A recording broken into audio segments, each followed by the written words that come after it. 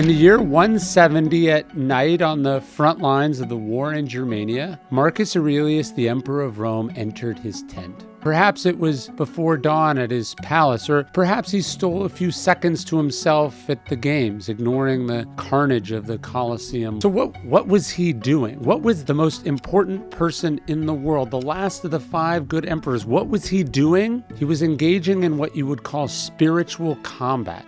What he was doing is journaling. And this is not just an ancient practice I'm going to talk to you about. It's something that I do. Every day I journal in 1 to 3 of these different journals. It's a practice that sustained me in having kids, in writing books, in running my own company, in dealing with adversity and difficulty. It's a habit that, as much as I have kept, it has kept me. And that's why in today's video, I'm going to show you not just the Stoic practices of journaling, but some tried and tested and research-backed ideas about how to journal. And because look, the best time to have started journaling was a long time ago, but the second best time is right now. And that's what I'm going to equip you with in today's video.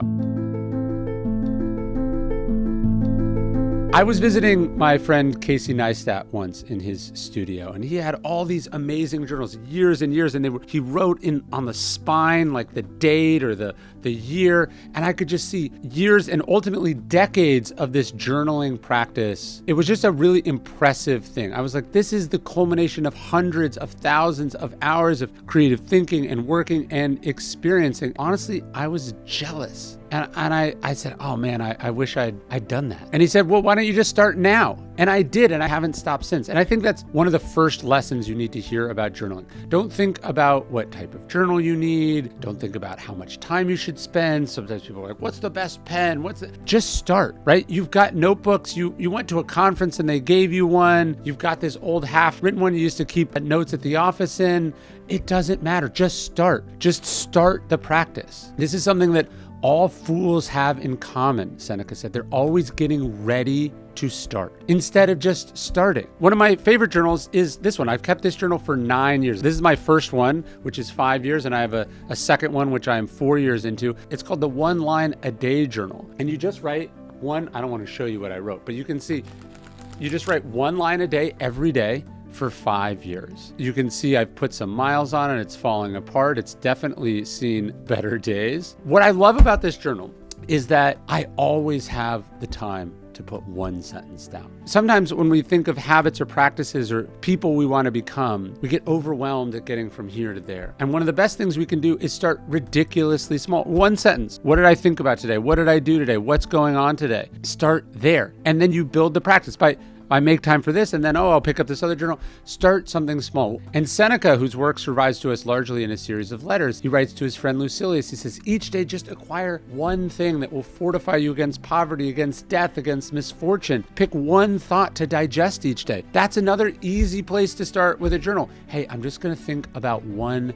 thing today. I'm just going to journal about one little thing. Then you build from there. Journaling doesn't have to be this big, romantic, efficient, it doesn't have to be a big thing, just one thing. James Clear told me he writes his push-ups and how much he read each day in his journal. My friend Austin Kleon, who I've interviewed a bunch, he says he keeps a logbook and he just writes down a simple list of things that happened each day, just some bullet points. Who did he meet? What did he do? And again, this is kind of priming the pump. So I said I use the 1 line a day. That's easy. I also just use like a random Moleskine or random notebook that usually I got this at some conference or something. And so sometimes what I'll do is like, again, I don't want to show you my journaling, but I usually write on this page. This is where I do some freeform journaling. But here, this is where I write how much I ran, other workouts I did, how far I walked. It's just something that lets me get started, right? So don't overthink it, just do it.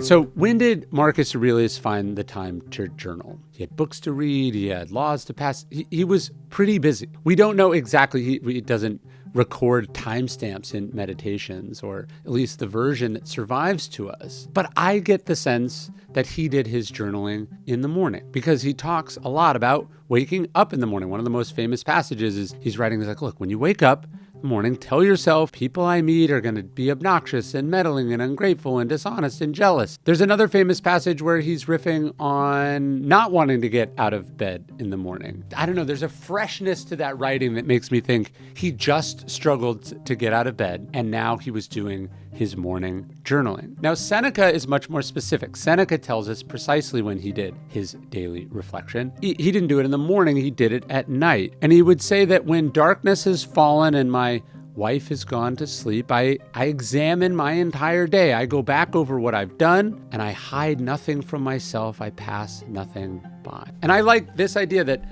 in the morning and at night, or in the morning or at night, we take a little time to think. We're either preparing for the day ahead or reflecting on the day just past, and also, by definition, preparing for the next day. So taking a little time in the morning or at night, to me, this is the best time to do our journaling. Maybe you can effectively journal at 2:30 p.m. That strikes me as odd. But again, I'm not going to judge you. I'm just encouraging you to do it. But to me, the morning or at night, the morning preparation, the evening review, this is the best time to do our journaling. And Seneca would say that after he did his evening reflection, that the sleep which followed this self-examination was particularly sweet. I like to do my journaling in the evening for that reason. Helps me wind down from the day, helps me process what's happened in the course of the day.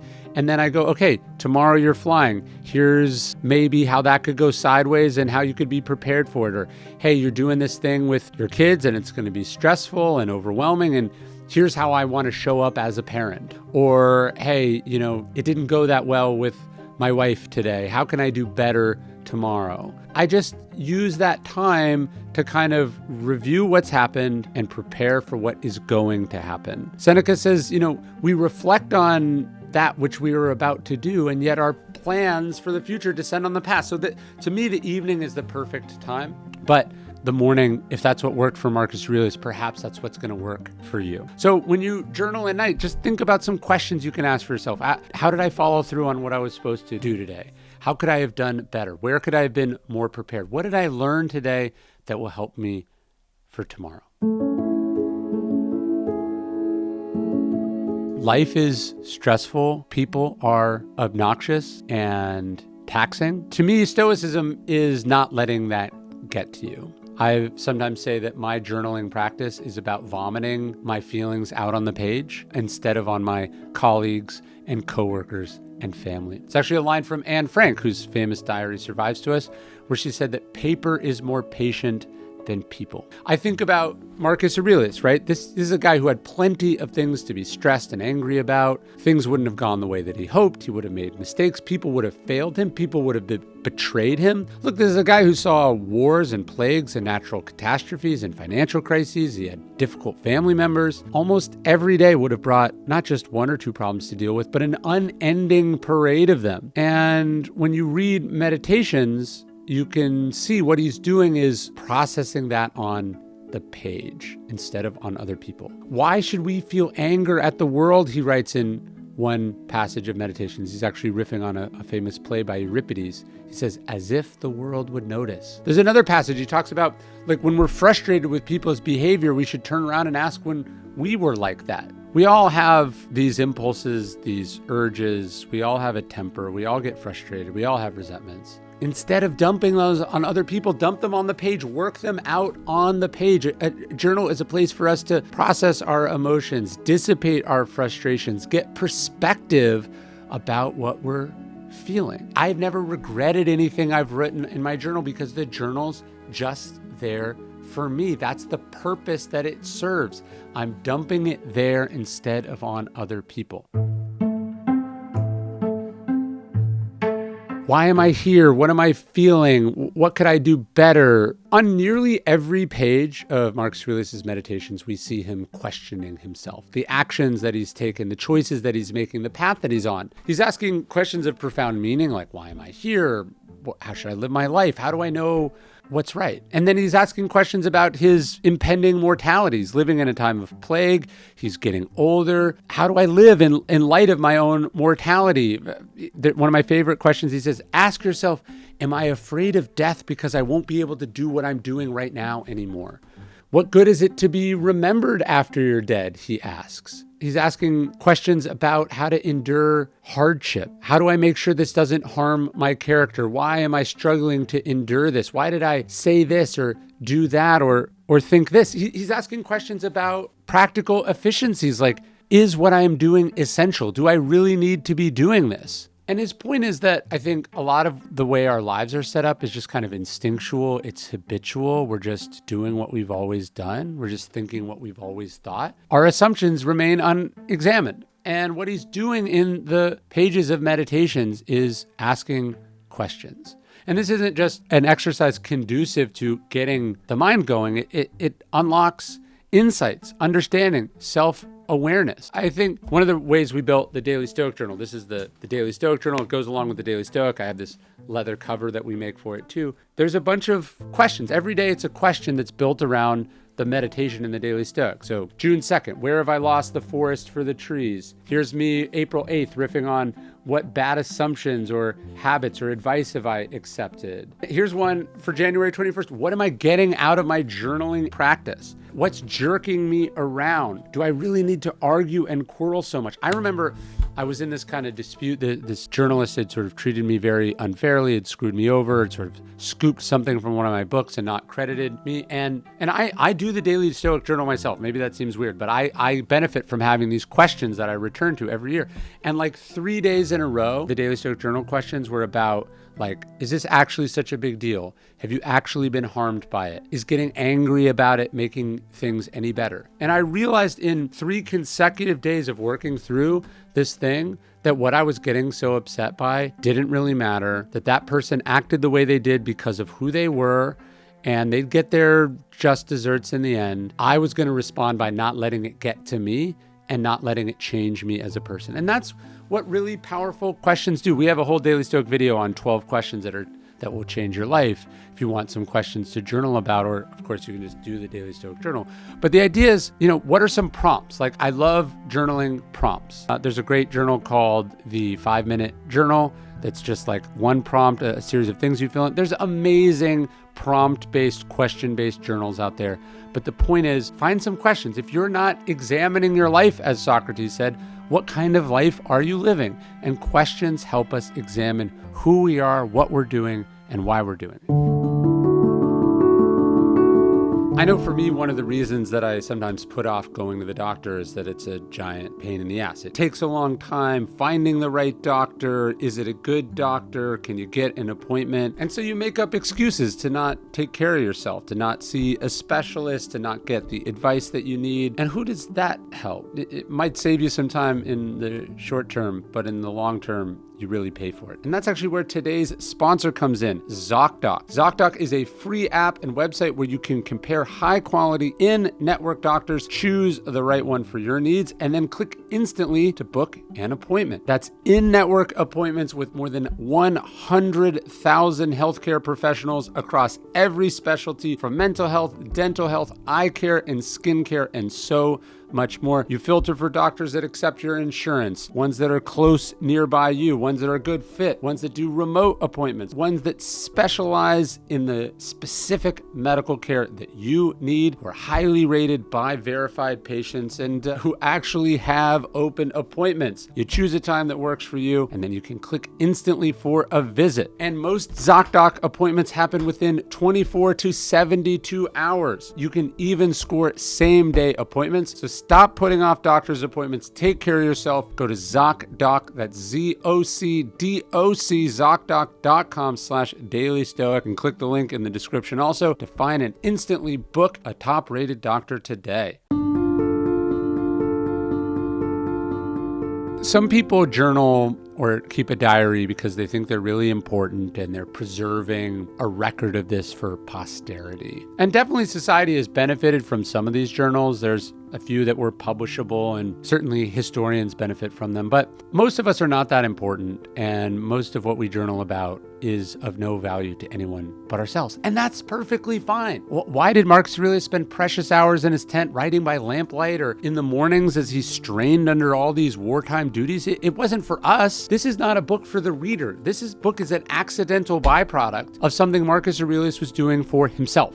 He was writing to himself. That's what meditations translates to in Greek. He was practicing the philosophy for himself. He was journaling as a means of self-improvement, not as a means of self-expression. Tim Ferriss has talked about his journaling habit, and he says, he's not journaling to be productive. He's not trying to find great ideas. He's not trying to workshop writing ideas. The pages, he says, are for him. He's trying to figure stuff out, trying to cage his monkey mind, which I think is an awesome way to think about it. Don't worry about publishing your journals. Don't worry about anyone else reading them. You don't even need to reread them yourself, right? You don't need to be a good writer to have a good journaling practice. This is for you, right? This is a practice for you. Doing it is what's getting you the rewards, not having done it. Doing it is the point. And so in that sense, Marcus Aurelius' Meditations is a true self-help book. It helped himself, not us. It helped him. And my journaling practice, my journals would stack up to here at this point. The benefit of that is not for you. I'm not going to publish any of that stuff. If they get burned up in a fire, I'd be sad just because they'd be gone, but I wouldn't lose anything because I gained the thing by doing the thing. It's funny, some academics and everyday readers have criticized meditations as being repetitive. Marcus Aurelius repeats himself a lot. And it's true, he does. But again, that's the whole point. We have the same issues over and over again in our lives. I know I do. I struggle with the same things over and over again. So Marcus Aurelius is writing about what he needed to hear. Stoicism is this process of repetition. The ideas are obvious and clear, but it's the repetition that allows them to become muscle memory, to let them seep in. He's talking about memento mori. He says, don't live as if you have endless years ahead of you. He says, death overshadows you while you're alive and able to be good. He says, you could leave life right now. Let that determine what you do and say and think. If this was a book he was publishing, he would have just said that once in its best form. He needed the reminder multiple times over the course of however long he worked on meditations. If always acting with justice in mind, if always serving the common good instead of our selfish interests was easy and natural, he'd have just done it. But no, he needed a reminder of it. If our temper was easily tamed, he wouldn't have returned to the theme of anger over and over again. He clearly struggled with it. And he's getting this practice from Epictetus. Epictetus, this is actually on the back of the Daily Stoic Journal. It's one of my favorite quotes from Epictetus. Epictetus says, every day and night, keep thoughts like this at hand. Write them, read them aloud, talk to yourself and others about them. That's what Marcus Aurelius is doing in Meditations. Marcus Aurelius talks about how you have to return to philosophy, to not see it as an instructor, but as a soothing ointment. And that whoever we are, whatever we're doing, we can be practicing this philosophy.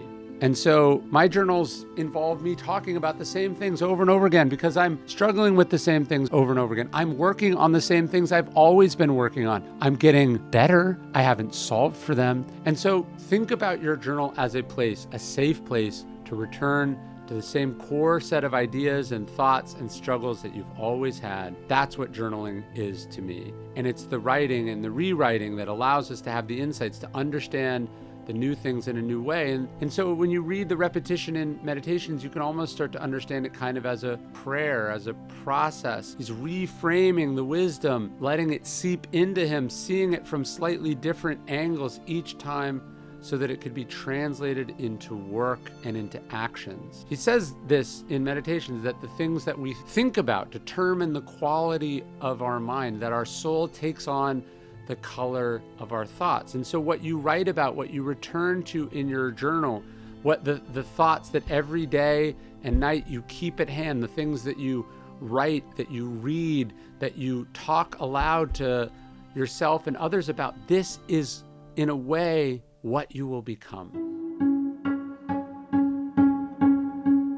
So one of the forms of journaling that I do doesn't come in a book, it comes in note cards. Do you know what a commonplace book is? A commonplace book is an ancient practice. People have been doing them for hundreds of years. There's a great book called The Notebook that I read recently that I interviewed him on the podcast. I'll link to that. A commonplace book is a place that you collect observations and quotes and ideas and diary entries and anecdotes. And as far back as the Greeks and Romans, the art of excerpting was this skill that people thought. Pliny the Elder in the 1st century AD, so roughly the time time of Seneca and Marcus Aurelius. He says, never read without taking extracts. And so I keep a commonplace on note cards. When I read books, my copy of Meditations is filled with an enormous amount of folded pages and notes, and I transfer those onto note cards. And I have tens of thousands of note cards that I have accumulated over the years. And this has become the building blocks for my books, for daily Stoic videos, for daily Stoic emails, for changes and practices I've done in my life. I want you to keep not just a journal or a notebook, but a commonplace book. If you've ever read any of Montaigne's essays are the result of his commonplace booking habit, and a lot of it is influenced by quotes he clearly wrote down from having read the Stoics. Emerson was probably one of the most accomplished commonplace bookers in history. He kept so many notebooks filled with commonplace style writings and excerpting that he had to have notebooks like this that served as the index to tell him where all the stuff is. I have a video you should watch of specifically how I do my commonplace book that I think is really, really important, and you can check that out too. But not just notebooking, like working through your thoughts, but also recording stuff that you like and that you want to use. Joan Didion, and this was actually her table. She would have sat here with a notebook at this very table, which is kind of incredible for me to think. She started journaling and a notebook habit when she was 5 or so years old. Her mother gave her a notebook to keep her busy, and it did. She used a notebook as an author. She used a notebook as a reporter. But she would say that, notebooks were not just a way to record quotes that she overheard on her travels or to write down things people said in interviews. It was more than just a professional bank account, as she said. It was a way, she said, of keeping in touch with herself. In a famous essay she wrote on Notebook, she says, "Some morning when the world is drained of wonder, when I am only going through the motions of what I'm doing," which is for her professionally writing, she says, "I will open my notebook and it will all be there, a forgotten account with accumulated interest, paid passage back to the world out there." So she would find in her notebooks things that she'd written down years previous that she didn't know she would need, and then it's exactly what she needed in this moment. Seneca talks about how we should hunt out helpful pieces of teachings and spirited and noble-minded sayings which we can apply. This is not archaic expressions or big wordy quotes, but not extravagant metaphors, but just things you could actually use. His journal, his writing was a place for him to record things that he could use in his letters, in his essays, in his speeches, in his life. But I also think it's important, Joan Didion didn't just keep her notebooks because she was a journalist. She kept them, she said, to keep on nodding terms with who she used to be. Her journal was a way to capture who she was in this moment so that in later moments she could look back and learn from that person. She could measure her growth and progress against that person. She could go back to who that person was, potentially. She says, "Remember what it was to be me." That is the point of my journaling. There are so many amazing, productive, and professional reasons to journal, but the real reason to journal is the reason that Seneca was doing it, and Joan Didion was doing it, and Marcus Aurelius was doing it. To check in with yourself, to understand yourself, to get insights about the self, and to record them as you are in that moment so you don't lose track of it.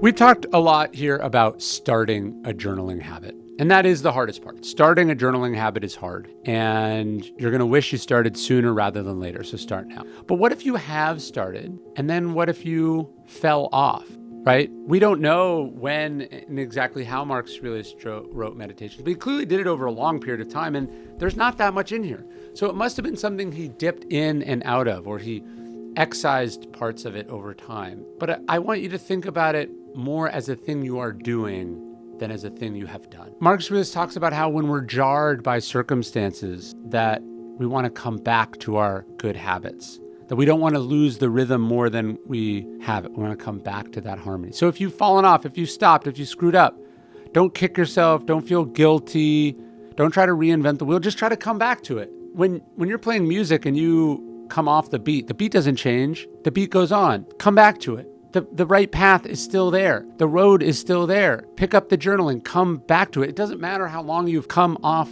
the habit. It's still a good habit to practice. It's not exactly waiting for us, but it's steady. It's ready for us.